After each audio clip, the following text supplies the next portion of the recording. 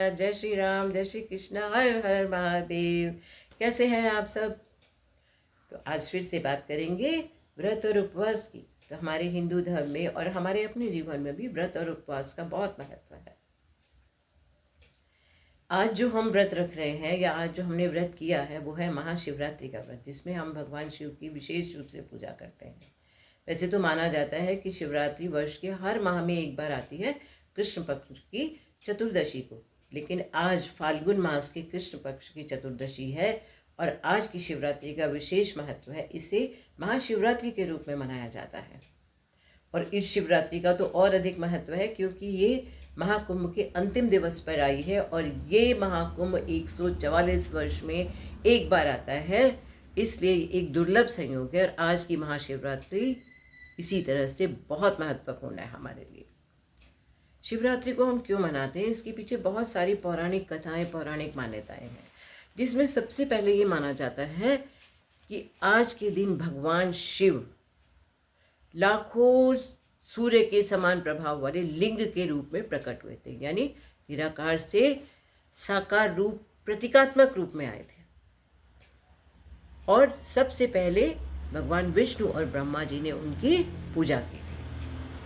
तो आज का दिन हम शिव के ज्योतिर्लिंग स्वरूप के प्राकट्य दिवस के रूप में मनाते हैं। इस दिन विशेष पूजा की जाती है। इसके पीछे जो मान्यताएं हैं उसमें एक मान्यता ये भी है कि जब समुद्र मंथन हुआ था तो उसमें से अमृत निकलने की बात हुई थी कि समुद्र मंथन करेंगे तो अमृत निकलेगा जो जीवनदायी होगा, जीवन की रक्षा करने वाला होगा। लेकिन जब समुद्र मंथन हुआ तो उसमें से अमृत के साथ साथ हलाहल नामक विष भी निकला, जो ब्रह्मांड के लिए नष्ट करने की क्षमता रखता था ब्रह्मांड को।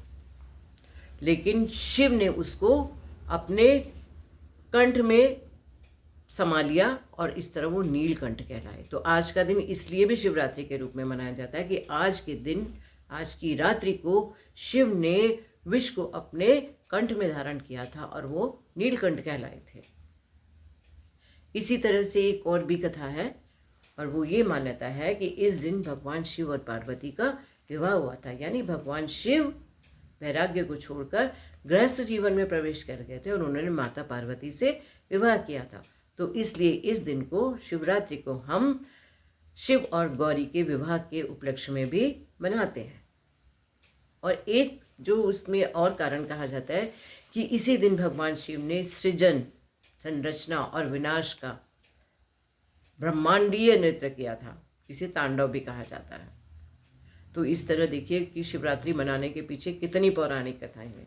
एक जो वैज्ञानिक तथ्य मानिए या खगोलीय घटना होती है, इस दिन जो है वो नक्षत्रों की एक ऐसी स्थिति आ जाती है जिससे पृथ्वी के जो गुरुत्वाकर्षण है, ऊर्जा, वो ऊपर की ओर बढ़ जाती है। कहा जाता है इस रात पृथ्वी का उत्तरी गोलार्ध इस तरह होता है कि मनुष्य के अंदर की ऊर्जा ऊपर की ओर जाने लगती है। यह खगोलीय स्थिति, जो ये खगोलीय स्थिति होती है, ये ना केवल हमारी शारीरिक ऊर्जा को बढ़ाती है बल्कि हमारे मन और आत्मा को भी शुद्धि प्रदान करती है, शुद्ध करती है। शिवरात्रि को शिवलिंग का जब हम जल अभिषेक करते हैं, दूध से अभिषेक करते हैं, बेलपत्र देते हैं, फल फूल चढ़ाते हैं, तो ऐसा करने से सकारात्मक ऊर्जा का प्रभाव बढ़ता है।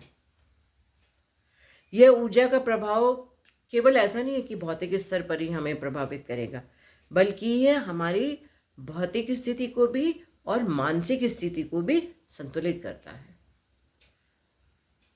रात भर जागरण किए जाते हैं, शिव की पूजा आराधना की जाती है, जगह जगह कीर्तन होते हैं, भजन होते हैं, लोग शिव मंत्रों का उच्चारण करते हैं, कितनी कितनी बार लोग ओम नमः शिवाय का जाप करते हैं। इन सब को करने से माना जाता है कि भगवान भोलेनाथ हम सब पर अपनी कृपा बरसाते हैं और हमारी रक्षा करते हैं, हमें मोक्ष प्रदान करते हैं। तो आइए हम सब मिलकर आज इस महापर्व को हर्ष और उल्लास से मनाएं। हर हर महादेव। जय श्री कृष्णा।